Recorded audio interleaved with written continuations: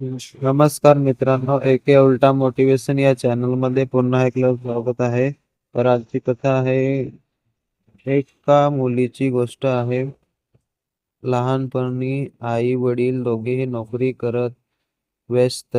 घरात त्यांची काळजी घेणारी एकच व्यक्ती, त्याची मोठी बहीण. ती त्याला शाळेत तयार करायची, तीच अभ्यास घ्यायची. तो आजारी पडला की रात्रभर जागणारी.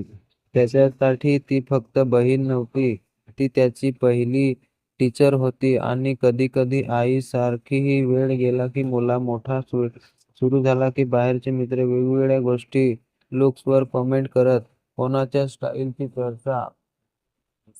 हळूहळू त्याच्या मनात गोंधळ सुरू झाला. मला नेहमीच कोपऱ्यात होणाऱ्या गोष्टी आठवू लागल्या.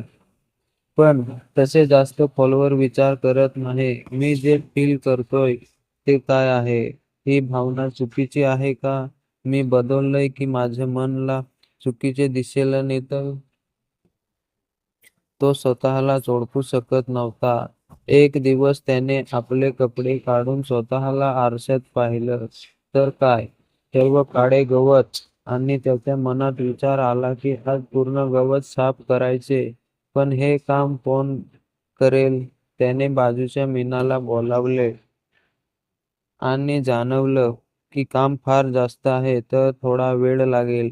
त्याने बाजूच्या मीनाला बोलावले आणि त्याने दरवाजा बंद केला आणि बोलला, घरात कोंबडी खूप येतात म्हणून दरवाजा बंद करतो, म्हणून लावतो. आणि दरवाजा लावला. मीनाला काहीच माहीत नव्हते की आज काय घडणार आहे. त्याने दरवाजा बंद करून सोफ्यावर बसला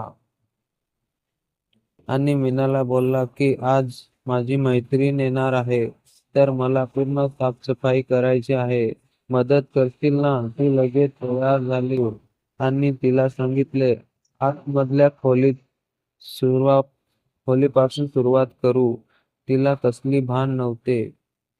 ती आपली साडी कंबरेला खोचून लगेच तयार झाली आणि कामाला लागली. मला ती बोलली की तुम्ही रोज थकता, तर आज थोडा आराम कर. तुम्ही थोडे बसा आणि मग आपण सुरुवात करू. मनाला आनंद मिळाला आणि मी लगेच घोड्याचे तेल शोधायला गेला आणि किचन मधून राईचे तेल आणले व माझ्या खोलीत मी दरवाजा बंद करून पेंद मधून तेल दोन्ही हातांनी मालिश करून लागलो.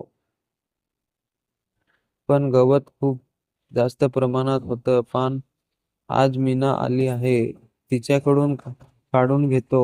मीना काम पूर्ण करून माझ्या खोलीकडे आली व म्हणाली, वरच्या खोलीचं काम झाले, आता काय करायचे?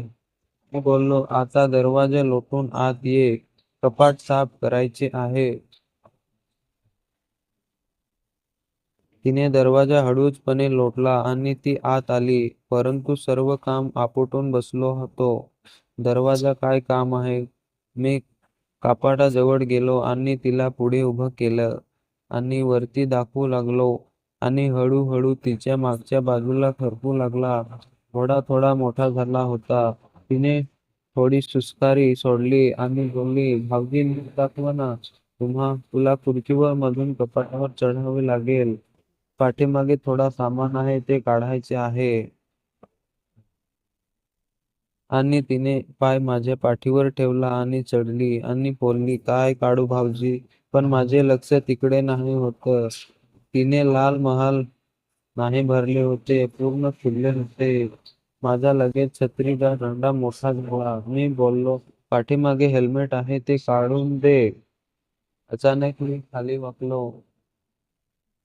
माझ्या पाठीवर काहीतरी पाण्याचे थेंब पडला. मला वाटलं घामाचा थेंब असेल. मी लगेच बोटाने पुसला तर वेगळाच वास आला. मी समजलो की आज लाल कलरचे नाही भरले. मीना आज नादात असेल. मग मीना सर्व साफसफाई करून खाली उतरली आणि बोलली, आता काय करायचं? मी बोललो, आता थोडा आराम कर, अजून बरंच काम आहे. मग लगेच सोफ्यावर बसलो आणि ती पण बसली आणि विचारलं की आज जास्त सुंदर दिसते. तर ती म्हणाली, हो म्हणाली भाऊजी आहे, पण भाऊजी काही पण हा. अचानक माझा हात तिच्या पाठीवर आडवा झाला. मी बोललो, मीना अजून एक साफ करायचे आहे. मी खूप दिवस झाले साफ नाही केलं आहे. मीना बोलली, काय आहे? मी बोललो, बाजूच्या रूम मध्ये चल. आम्ही गेलो आणि दरवाजा बंद केला. आता मीनाला काहीतरी समजले आणि थोडा वेळ शांत झाली. मी बोललो, काय झाले? आणि मी चेन खोलली व उभा राहिलो तर मीना पाहून हसू लागली. बोलली, भाऊजी काम काय आहे? मी बोललो, हो, हे फार दिवस झाले आहे. गवत वाढले आहे तर चालायला त्रास होत आहे. हो ना भाऊजी, माझं पण तेच त्रास आहे. पण काम